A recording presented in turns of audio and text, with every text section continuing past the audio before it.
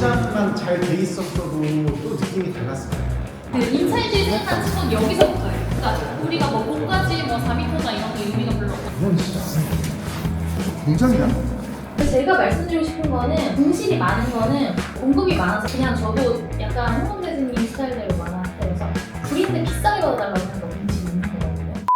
안녕하세요 대표님. 안녕하십니까, 황근대주입니다. 최근에 네. 임대 시장이 많이 안 좋다는 얘기가 뉴스 기사로도 많이 나오는데 실제로 어떤가요? 실제로 그런 것 같아요. 왜냐면 한 2년 전, 3년 전에는 시장이 그래도 나쁘지 않았으니까 네. 그때 디벨롭 투자가 좀 유행이었고 네. 그때 많이 하셨던 분들이 설계하고 시공하고 완공되는 시점이 지금 작년부터 해서 많이 쏟아진 것도 있어서 네. 공실은 많은데 사실 지금 뭐 금리가 낮아진다고는 하지만 아직 경기가 되게 안 좋기 때문에 거기를 채워줄 만한 수요가 좀 많이 약해진 건 사실이거든요. 그래서 사실은 좀 대충 지어놓거나 아니면 입지가 빠지거나 임대료가 높거나 이런 거는 지금 선택받지 못해서 강남의 그 많은 꼬마 빌딩이나 이면에 있는 사무실들이 지금 공실인 거는 맞는 것 같아요.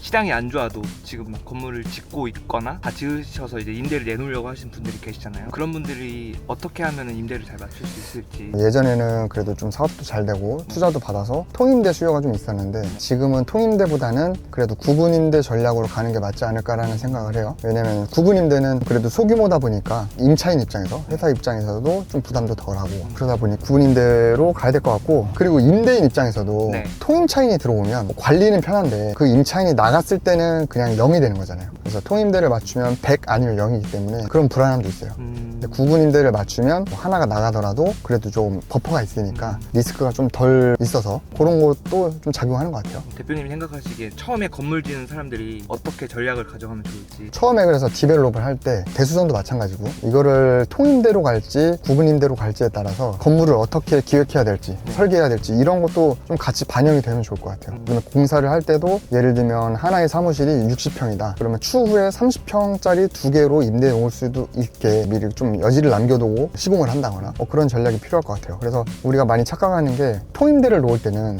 연면적 기준으로 가요. 예를 들면 땅이 100평이다 용적률이 200%다 그러면은 연면적은 200평이 되겠죠. 거기에 만약에 지하를 100평을 팠어요 그러면 300평이 되겠죠. 근데 이걸 통임대로 놓으면 연면적 기준으로 가니까 300평인데 평당 임대료를 10만 원이 넘다 그러면 3천만 원이 돼요. 그렇죠. 그래서 3천만 원이 들어올 거다라고 생각을 하고 디벨롭을 했는데 만약에 통임대가 안 된다 네. 그러면 구분임대로 놓게 되면 네. 그게 사실은 3천만 원보다 못 받을 확률이 높아요. 그 다음에 건물 자체도 통임대에 맞게 설계되면 좀 불편한 것도 있고 그래서 이제 구분임대로 가려고 하면 임대료를 산정할 때도 구분임대는 좀 전용 면적으로 가거든요. 이제 그러려면 연면적에서 빠지는 장인용 엘리베이터로 한다거나 외부 계단을 설치한다거나 아니면 복도를 최소화한다거나 뭐 그런 식으로 하면서 조금 전략적으로 해야 되지 않을까. 공용 면적은 네. 어느 정도 들어가나요? 보통 공용 면적은 뭐 많게는 20% 그래도 뭐 적게는 10% 80에서 90 왔다 갔다 하는 것 같아요. 근데 조금 극단적으로 전용률을 높이겠다라고 하면 연면적이 빠지는 거를 최대한 활용한 거고 뭐 발코니도 쓰고 그런 식으로 한 거고 그 다음에 하나 더 봐야 될 게 지하야.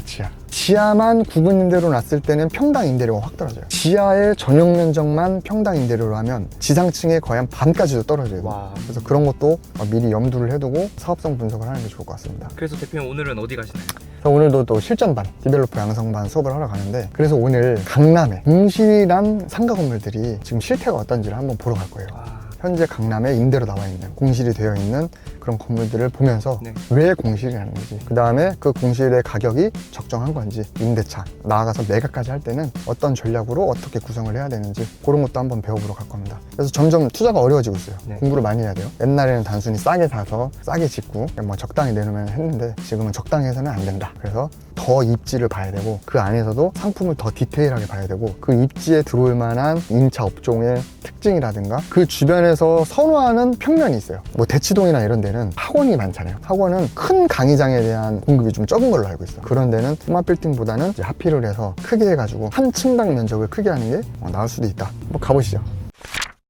그때 당시 21년이었는데 21년, 뭐 22년 그때 뭐 빌딩 흔히 말해 호황기 때는 임대도 되게 호황기였거든요. 통임대도 마찬가지고 그때는 오히려 임대인들이 어떤 상황이었냐면 재무제표를 요구하는 상황, 임차인들을 고르기도 하고 이랬거든요. 그래서 그때 당시에는 그러니까 건물마다 좀 다르긴 한데 나는 전대 같은 거 요구하는 임차인은 절대 데려오지 말아라. 그리고 나는 좀 우량 업체만 좀 데려왔으면 좋겠다라고 하는데 주로 가장 많이 쓰고 뭐 만들고 신축하고 하는 게 사실 대로변은 아니잖아요. 이면에 있는 다가구나 이런 걸 금생화해가지고 개발하는 건데 그때 당시는 너무 이제 그 수요가 많아서 임대인들이 좀 고르는 상황이 있어서 아까도 말씀드렸지만 임차인 입장에서는 상업지냐 원래 그건 전혀 중요치가 않아요. 그래서 임대인들이 약간 좀 콧대가 높고 일단 뭐 좀 흔히 말해 기분 나쁘게 해도 그냥 이해하고 감안하고 들어가자. 어쨌든 건물은 어떤 위치를 어떻게 싸게 사고 이런 거 중요한 거는 매수자나 건물주의 입장이고 임차인을 구성해서 맞추는 거는 사실 임차인은 이 건물을 싸게 샀는지 비싸게 샀는지는 사실 큰 관심이 없고 내가 내는 NI가 잘 적당한지 그리고 그 블럭에 맞게 그 업종들이 들어올 수 있게 지었는지가 중요한데 제가 말씀드리고 싶은 거는 공실이 많은 거는 공급이 많아서 그냥 저도 약간 홍범 대표님 스타일대로 만화한 스타일이어서 불인데 비싸게 받아달라고 하니까 공실이 있는 거거든요. 내부가 진짜 중요하고 임차 입장에서는 저희가 오늘 실제로 답사하는 건 한 4-5군데 정도 되는데 이거는 어차피 설명해 드리려고 해서 가서 설명드릴게요. 저도 그런 거고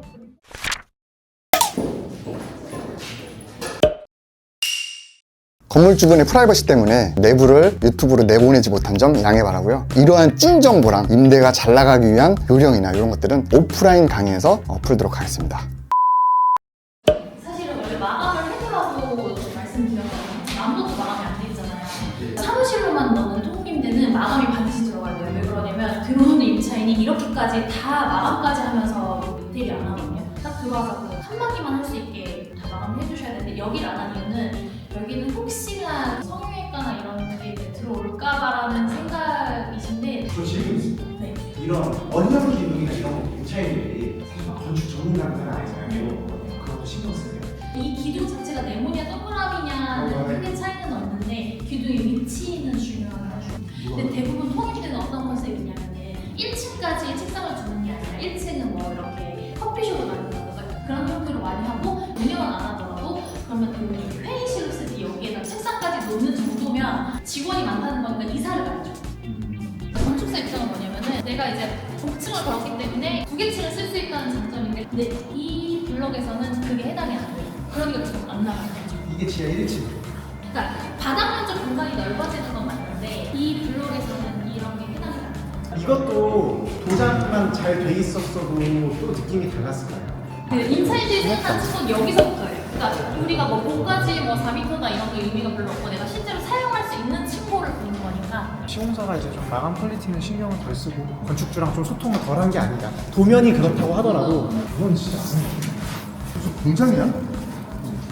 문을 열었는데 세면대가 뒤에 있어. 시간에 강제. 아, 이건 너무 괜찮다. 여기 현장 같은 경우는 아파트 투자만 해보신 분들이 처음 투자해가지고 그 니즈를 잘 모르겠어요. 그래가지고 좀 아쉽게 지금 부분이 있어서 여기도 만약에 뭐 이제 PM 같은 걸 맡기시거나 좀 해보신 분이 있다고 하면 조금 더 좋은 현장이 나오지 않았을까. PM은 만약에 맡길 수 있으면 맡기는 게 좋다. 전 이런 관점이긴 하거든요. 여기는 특이하게 스타일인 거예요. 요거 좀 사고 날 수 있겠는데. 이 건물의 제일 아쉬운 점은 사실 화장실. 이건 바꾸긴 해야겠다. 여기서 느껴지는 이게 문제예요. 아마 옛날 보니까 다 2.7일 거고 옛날 보니까 높아야 3이고 아마 그냥 2.7 타이트하게 났을 거라 시세대로 싸게 임대 놓으면 그냥 나가요. 무난하게. 상급지의 신사동이나 청담동은 이런 스타일로는 완전 비추천이에요. 물론 사실 이건 리모델링 상품이니까 어쩔 수 없는데 한 번 더 고려해 보시는 게 좋을 것 같아요. 너무 바쁩니다. 아니 첫 번째 건물이랑 이 건물이랑 건축사가 같거든요. 같은 건축사예요. 여기는 층고를 이렇게 뺀 이유가 있어요. 여기 사이트는 층고를 꼭 엄청 요하는 업종이 들어오는 건 아니거든요. 이런 형태가 만약에 아까 말했던 합동 쪽으로 가거나 위로 가면 사실 이것도 좀 아쉬워요. 이거보다 더 높아야 돼요. 양성반 분들이랑 건물 이렇게 둘러보셨는데 어떠셨어요? 일단 공실 건물 대략 5동을 저희가 봤는데 가장 인상 깊은 사례가 2건이 기억이 납니다. 첫 번째 거랑 마지막 건데 2개가 이제 건축사님이 동일하세요. 그래서 오늘 얻은 결론은 건축사만이 중요한 게 아니라 어떠한 요구사항을 하는지 그 건축주의 요구가 굉장히 중요하다, 건축주의 의사결정이 중요하다라는 걸 느낄 수 있었고요.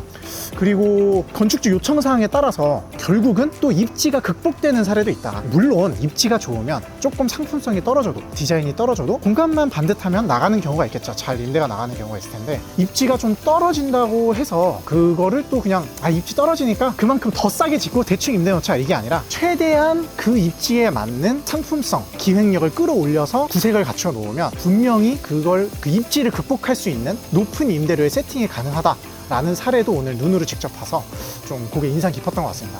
그러니까 결국은 건축사님의 어떤 대관 업무라든지 디자인 역량 여러 가지 다 중요하긴 합니다. 근데 건축주가 그런 것들을 여러 레퍼런스를 통해서 공부를 해놓고 정확히 요구해서 전략적으로 잘 세팅을 하는 게 더욱 중요하지 않나, 그렇게 생각이 드는 하루였습니다.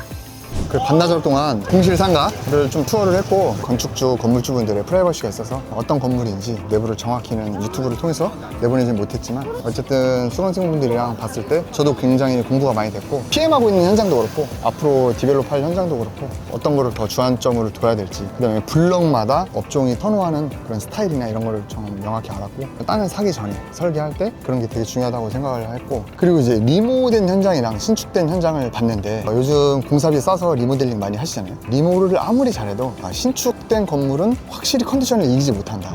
비록 임대료를 리모한 현장이 좀 운이 좋게 좋은 임차인 만나서 높게 맞출 수는 있을지언정, 기본적인 컨디션이나 그런 임대료 받는 거는 아무리 못해도 신축을 이기지는 못한다라는 거를 좀 느꼈고, 물론 그만큼 신축이 비싸긴 하지만, 그래서 그런 것까지 다 감안해서 좀 면밀하게 더 접근을 해야겠다고 느꼈습니다. 건축주 입장에서는 그냥 층고를 볼 때 기준을 바닥부터 뭐 위에 슬라브까지 뭐 이런 식으로 보는데, 실사용자 입장에서는 실제 우리가 느껴지는 층고기 때문에 마감재나 아니면 위에 설비 같은 경우를 얼마나 더 깔끔하게 매립을 하느냐, 이제 그런 것도 되게 중요하고, 점점 소비자들의 눈도 많이 높아지고 옛날처럼 막 호황이 아니다 보니까 더 상품성을 강화해야겠다, 그런 좀 생각이 들었고, 오늘 수강생분들도 그런 측면에서 많이 공부가 됐던 것 같습니다. 다음에 또 좋은 영상으로 찾아뵙도록 하겠습니다. 감사합니다.